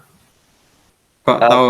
Kurang tahu Pak, kenapa bisa kebajak WA-nya, saya kurang tahu juga. Kurang tahu ya? Iya. Ada yang tahu kenapa Pak Sis sampai kebajak itu WA-nya? Ya itu tadi, gara-gara id. Sifat manusiawinya. Ya, ada WA yang sampai ke Pak Sis yang mengatakan sebagai kasir Indomart ya, yang salah input sehingga ada seorang pelanggan yang beli voucher game tapi salah input, jadinya masuk ke tempatnya, ke HP-nya Pak Sis gitu loh. Dia minta agar kode dan ada bahasa Thailandnya dikirim gitu loh. Dikirim, yaitu dikirim ke SMS tadi itu ya, yang kodenya itu tolong dikirim lewat WA ke itu ya, karena pelanggannya ini butuh kode tadi itu ya. Apa yang terjadi? Pasti secara keseluruhan, secara manusia, pasti sisi id-nya ini timbul. Aku kepingin membantu. Itu semuanya itu pasti. Ya. Jadi akal sisi id ini mengalahkan yang lain misalnya. Misalnya ya tadi kita nanti belajar apa yang lainnya. Itu sisi terdalam, sisi manusia yang suka menolong, yang baik dan macam-macam. Akibatnya Pak Sis yang tanpa sadar tadi itu dilihat di SMS-nya, ternyata ada kode. Di copy, di paste, dikirim ke WA yang tadi itu.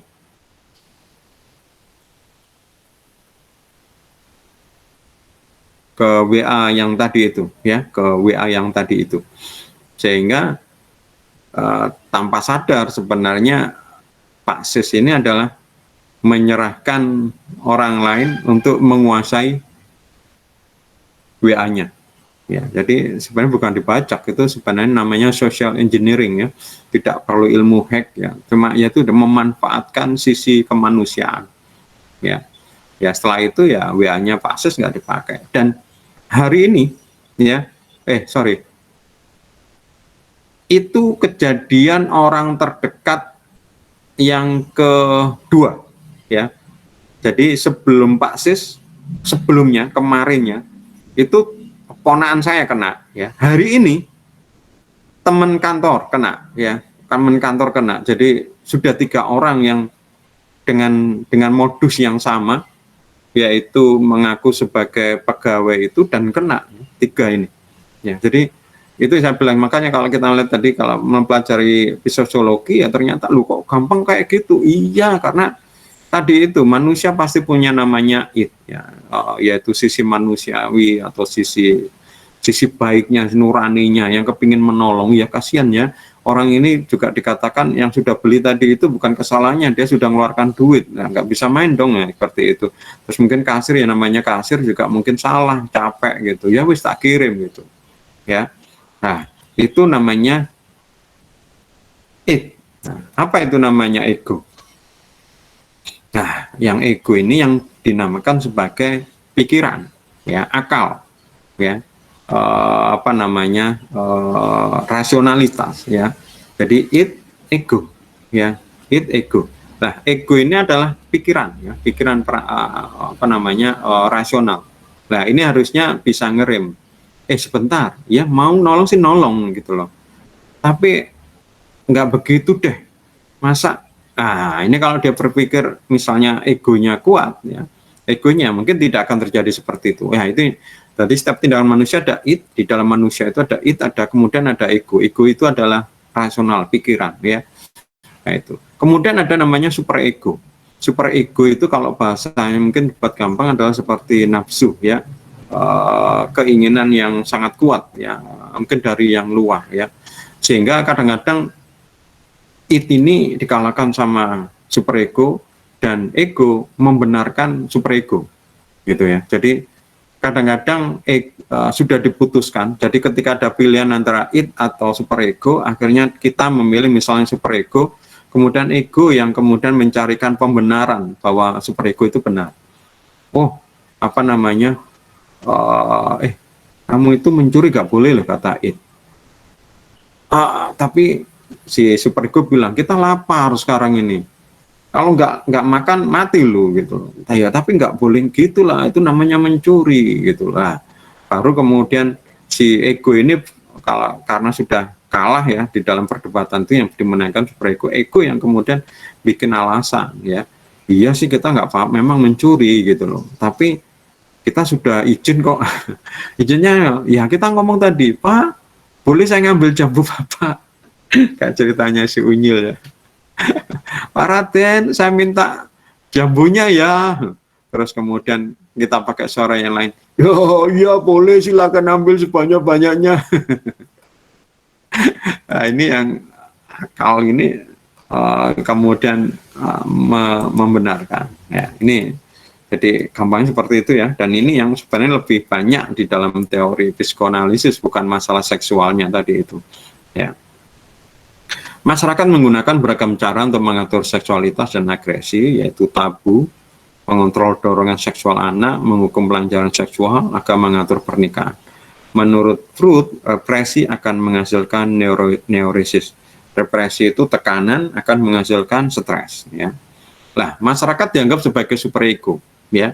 Jadi diarahkan ke ekspresi yang lebih diterima secara sosial, secara nurani seperti apa, ya. Kemudian kompetisi ini yang kemudian menyublim dorongan agresif, ya, dorongan agresi yaitu superego, dan kreativitas ini yang kemudian akan menyublim ya dorongan libido, ya. Jadi kalau kita lihat seperti ini, kalau tadi di Karl Marx tadi juga ada bangunan, ya, maksudnya gambaran seperti ini, cuma kalau di Karl Marx itu seperti rumah, ya. ada yang terlihat di atas tanah, itu yang kita lihat. Kemudian di dalam tanah itu adalah konstruksi ya, fondasi yang tidak terlihat ya, tapi saling bersambungan, saling berpengaruh. Sedangkan kalau di Sigmund Freud ini juga seperti ini ya, yaitu bukan rumah tapi gunung es ya, atau pulau es ya, atau bahasa Inggrisnya iceberg ya. Jadi ada gunung es gitu ya, dari kita lihat di atas permukaan laut ya, cuma hanya kelihatan kecil gitu ya, gunung gitu ya, ada kayak puncaknya gitu.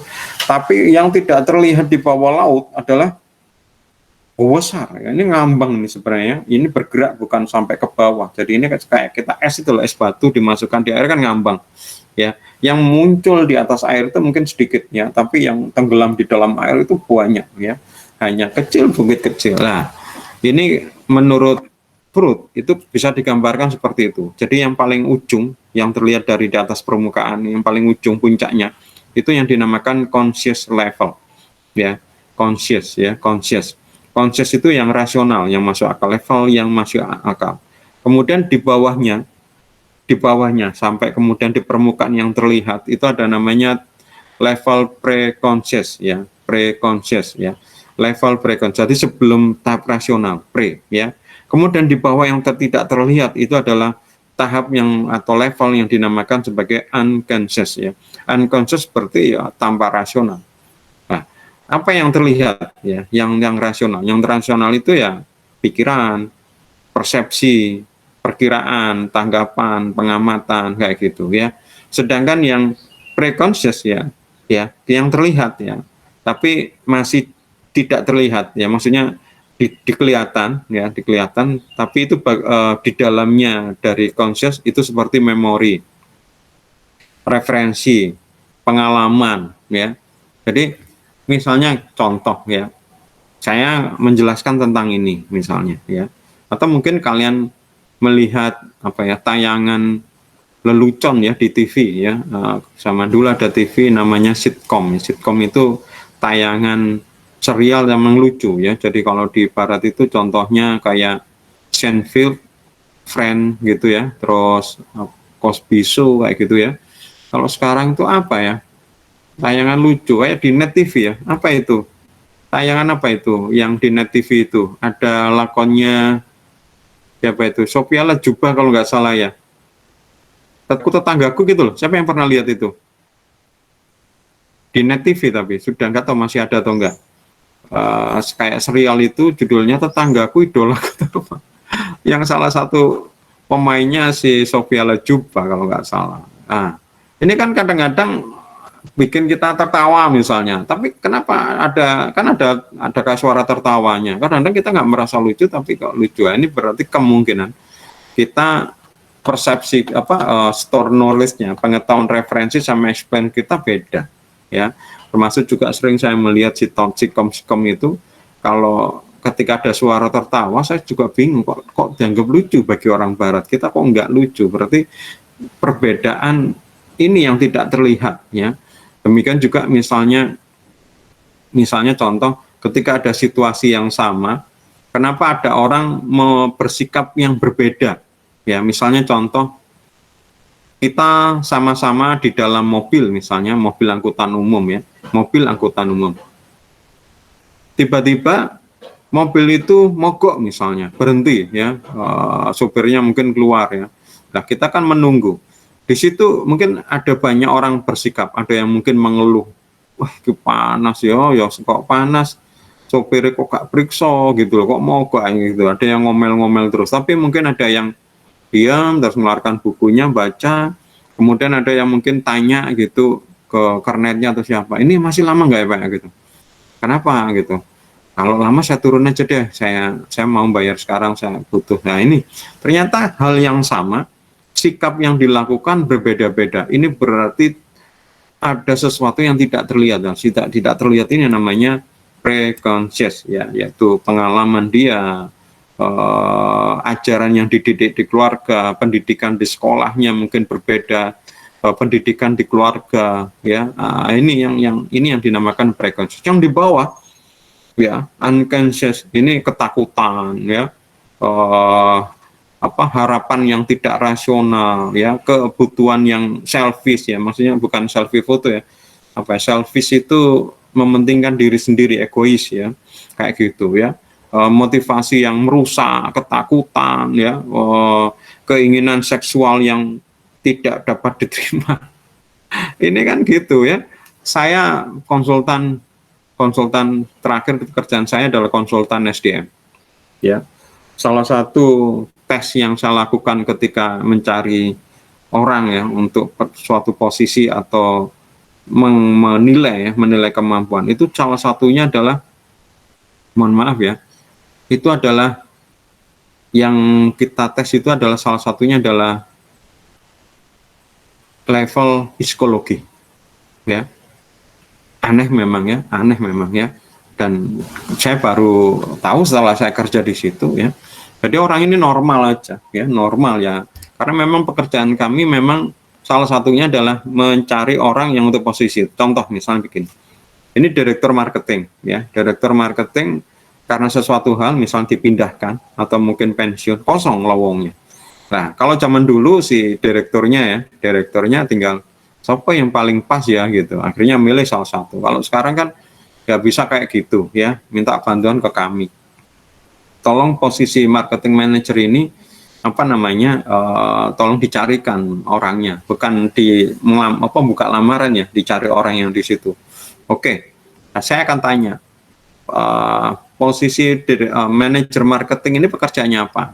Nah, dari situ kemudian akan timbul namanya job description. Job description ini apa kerjaan dan macam-macam, termasuk di dalamnya itu kompetensi apa yang dibutuhkan. Gampang seperti itu. Pokoknya singkat cerita, kita hanya ngetes, ya, dari orang yang kira-kira sesuai dengan levelnya yang diinginkan. Misalnya ini adalah eselon 2, berarti eselon 2 harusnya syaratnya adalah eselon berapa? 1, 2, 3. Eselon 1 minimal, itu eselon 2 yang sesuai dengan eselon 2, ya. Ini singkat cerita udah, ya. Ternyata ada lagi yang kita teliti adalah satu itu adalah tahap psikologi. Kalau bahasanya di situ kalau nggak salah laporan mental, ya.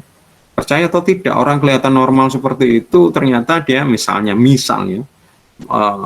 punya nilai, mohon maaf, misalnya senang nge-seks pada anak kecil misalnya, apa namanya sekarang itu, atau seks yang tidak normal kayak gitu-gitu. Itu diteliti dengan tes saya itu keluar, ya, tes yang keluar. Nah, ini kalau di luar nggak kelihatan, tapi kalau di dalam di tes itu keluar seperti itu. Nah, kita akan kembalikan kepada Pak, ini cocok ini Pak, ini kemampuannya gini, tapi dia punya penyakit mental seperti ini loh Pak, saran kami nggak usah dipakai. Misalnya seperti itu, ya. Oke. Tugas kalian, tugas kelompok, ya. Tugas kalian, tugas kelompok, ya, adalah kalian bikin analisa. Tolong dibandingkan struktur kesadaran dari Freud dan struktur sosial dari Marx. Tadi kan bentuknya sama, ya. Kalau Freud itu seperti iceberg, ya, ada kayak batasnya, yaitu permukaan air. Sedangkan kalau struktur sosial Marx tadi itu seperti rumah, batasnya adalah tanah, ya. Coba kalian bandingkan, apakah ada kesamaan? Kalau ada kesamaan apa? Kalau misalnya ada kesamaan juga ada perbedaan, perbedaannya apa? Ya, kalian kerjakan sebagai tugas kelompok, ya, dikerjakan di dokumen seperti biasa.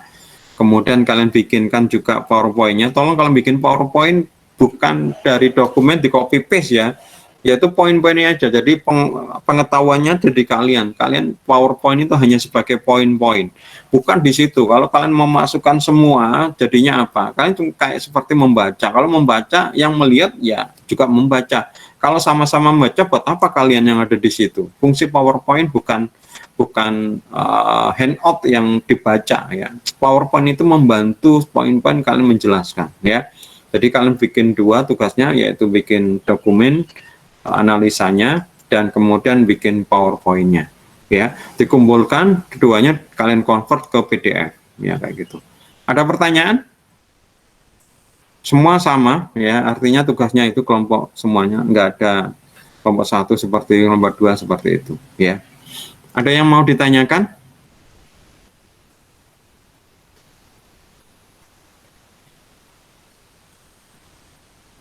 Ketua kelas? Rizky? Pak, PPT-nya itu berarti dikonvert ke PDF ya? Yes, betul ya. Karena nanti kalau memang ada kesempatan, saya beri kalian untuk presentasi. Tapi karena waktunya terbatas, mungkin tidak semua kelompok, mungkin cuma 1 kelompok, 2 kelompok gitu ya. Atau mungkin cuma 1 kelompok. Tapi semuanya sudah ada PowerPoint-nya, kemudian juga saya nilai. Jadi kalau kalian tidak ada PowerPoint-nya, nggak ada presentasinya, ya berarti nilainya kalian juga nggak lengkap ya. Tapi barang siapa yang nanti punya kesempatan untuk presentasi, nanti ada tambahan nilai tugas presentasi ya. Tapi nilai presentasinya, nilai tugasnya sudah lengkap ya. Kalau kalian memang nanti presentasi ketika saya minta ya di kelas ini, berarti ada tambahan nilai tugas ya. Tapi kalau kemudian di dalam tugas itu tidak ada presentasi, nggak ada PowerPoint-nya, berarti nilai itu nggak sempurna. Ya. Ada lagi yang mau ditanyakan?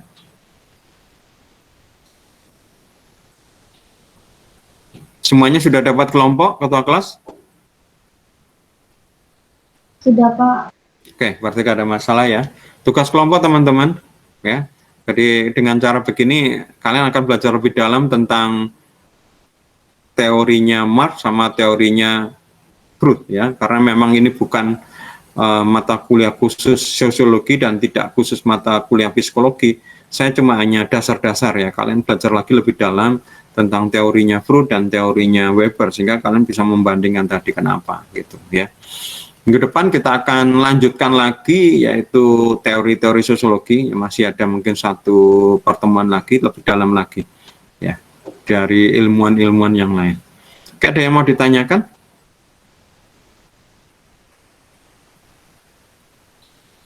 Jam 9 lebih 18. Kalau nggak ada lah pertanyaan, atau mungkin nggak berkaitan dengan tugas, mau ditanyakan tentang pertemuan hari ini, pertemuan pagi ini, berkaitan dengan teori-teori sosiologi. Jelas semua? Andri, jelas? Alhamdulillah jelas, Pak. Oke, alhamdulillah. Kevin, jelas? Kevin Jeremy? Jelas, Pak. Oke. Theo, jelas Theo? Wes hilang meneh ya Theo. Oke, kalau sudah jelas semua, kita akhirin perkuliahan pagi ini. Saya mohon maaf kalau mungkin ada kata dan tindakan yang tidak berkenan. Selamat pagi. Assalamualaikum warahmatullahi wabarakatuh. Waalaikumsalam. Waalaikumsalam.